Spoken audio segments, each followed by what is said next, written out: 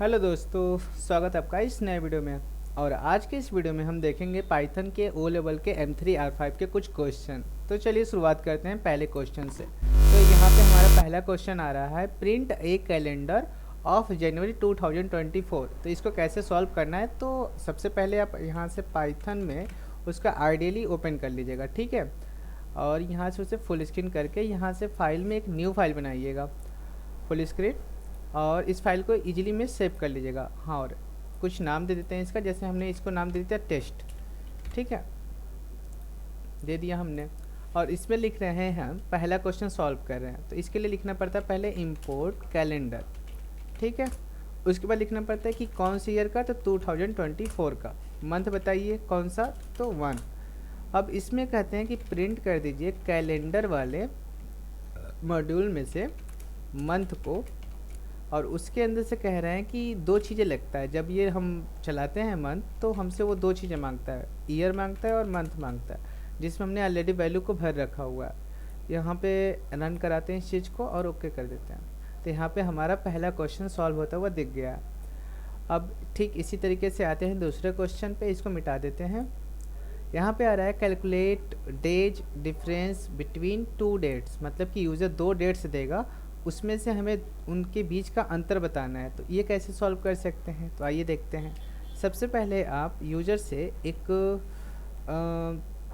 Import कराना पड़ेगा हमें, from datetime import date, ठीक है, ये वाला चीज़ इंपोर्ट करा लीजिए। उसके बाद कहते हैं कि स्टार्ट डेट कब से हुआ है, ठीक है। तो स्टार्ट को ना हम एक इंटी डेट नाम के वेरिएबल में,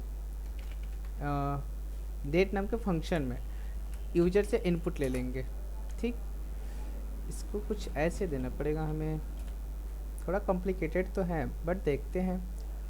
स्टार्ट इक्वल टू डेट 2024। हम यहाँ पे यूजर से नहीं ले रहे, खुद से करके देख रहे हैं, ठीक है। यहाँ बीच में मंथ देना होता है और फिर यहाँ पे इंड कर देते हैं इसको 2024 5 यानी मई हो गया, और यहाँ पे 16 देते हैं यानी 16 हो गया। अब कहते हैं इसको कि डिफरेंस निकालो। तो डिफरेंस निकालना इजी है जी, इंड माइनस स्टार्ट। अब प्रिंट करा दो डिफरेंस को, DIFFERENC, डिफरेंस। इसे रन कराते हैं, ओके कराते हैं। तो यहाँ पे कुछ गलत है लाइन नंबर, अच्छा स्पेलिंग हमने कुछ मिस्टेक कर दिया, DIFFERENCE।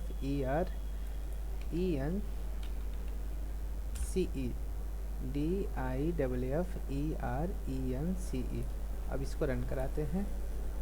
हाँ, 6 दिन आया। कैसे आ रहा है ये देख सकते हैं।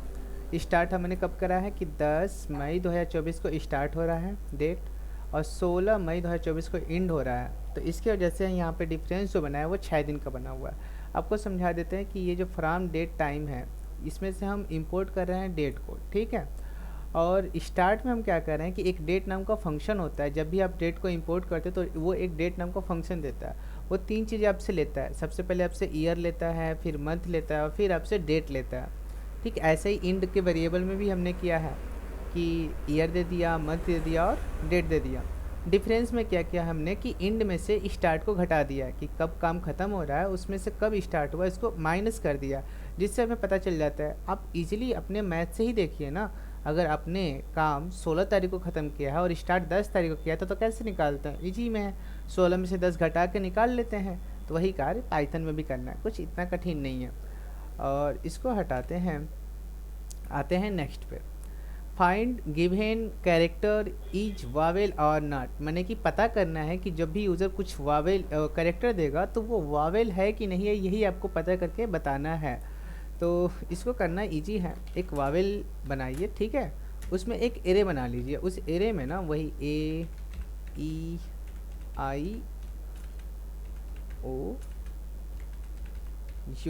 ठीक है। और इसके साथ साथ कैपिटल में भी बना दीजिएगा उन सभी का एरे ही, ताकि यूजर अगर कैपिटल में डाल देगा तो कुछ एरर ना आए हमें।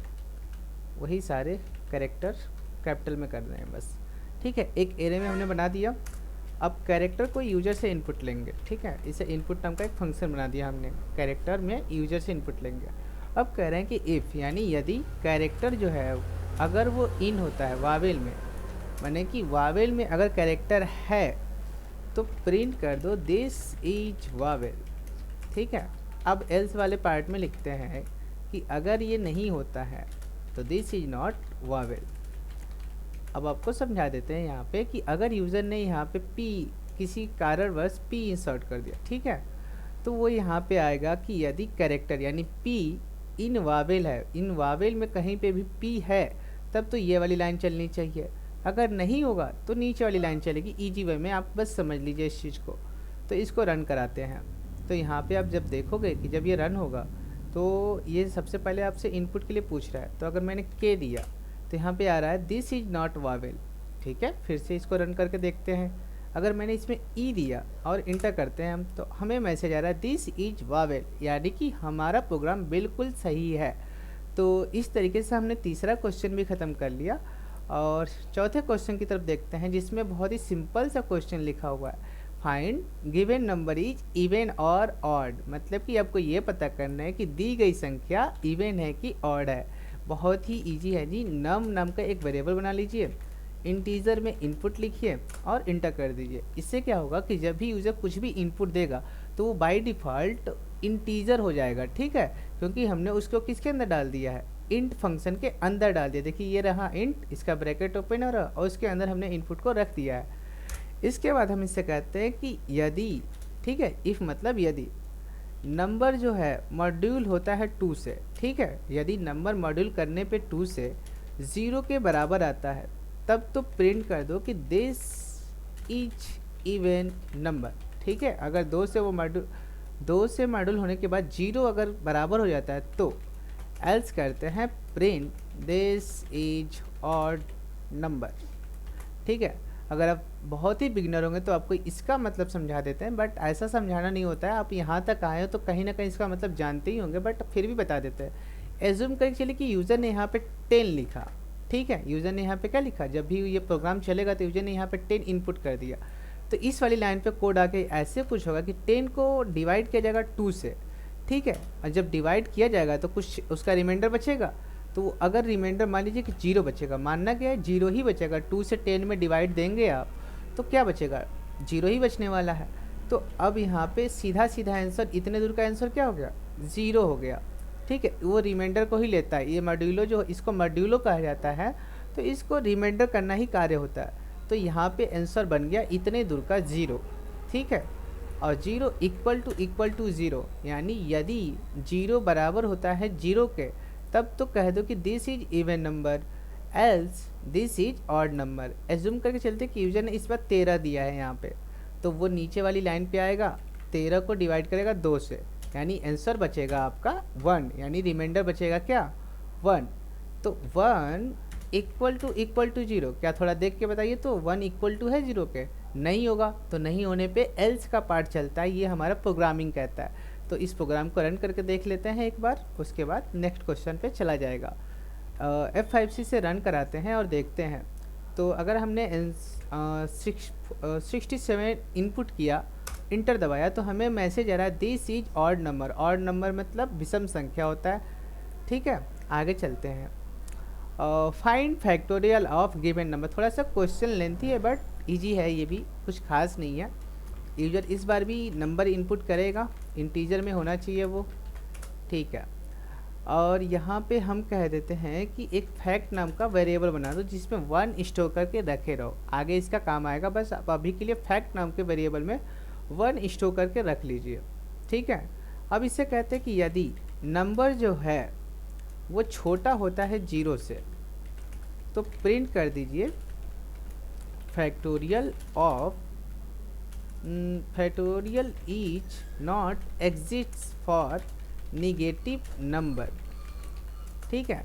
एलिफ लगाइए कि यदि नहीं, तो नम अगर बराबर होता है 0 के, तो प्रिंट कर दीजिए कि फैक्टोरियल ऑफ 0 इज 1, मतलब कि 0 का फैक्टोरियल तो 1 हो जाएगा। एल्स क्या करिए कि एक लूप चला दीजिए, फॉर आई इन रेंज 1 से लेके कहाँ तक, तो जो भी यूज़र नंबर दिया है उसके एक अधिक तक, क्योंकि रेंज एक कम तक चलता है। अगर आप 5 बार चलाएंगे तो 4 तक ही चलेगा, इसकी वजह से हमने उसमें प्लस कर दिया है 1 को।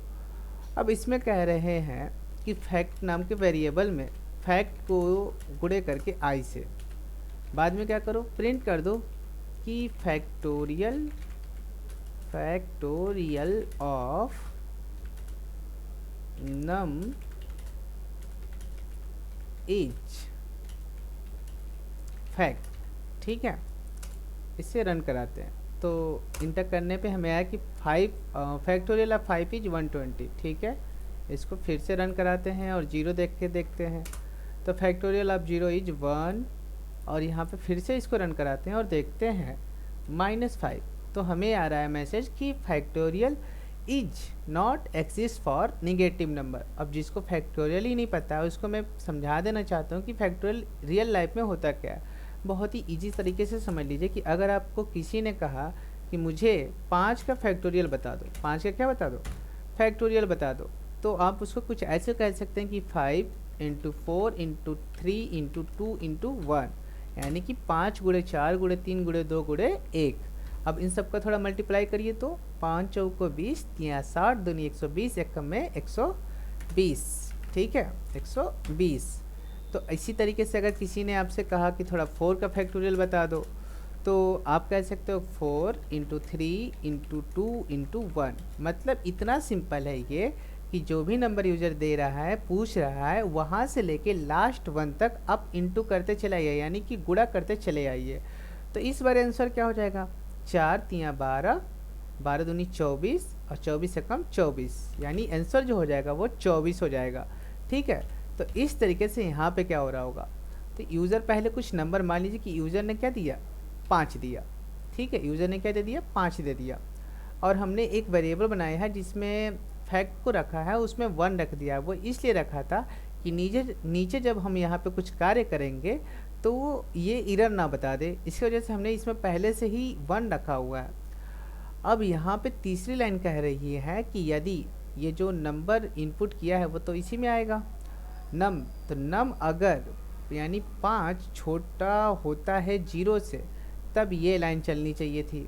ठीक है, यदि नहीं नंबर बराबर होता है 0 के, यानी यूज़र ने अगर 5 ना दे के 0 दिया होता तो ये सेकेंड लाइन चलता, क्योंकि नंबर में 0 स्टोर होता, तो यहाँ पे भी आता 0 और 0 के बराबर 0 होता तो ये वाली लाइन चल जाती।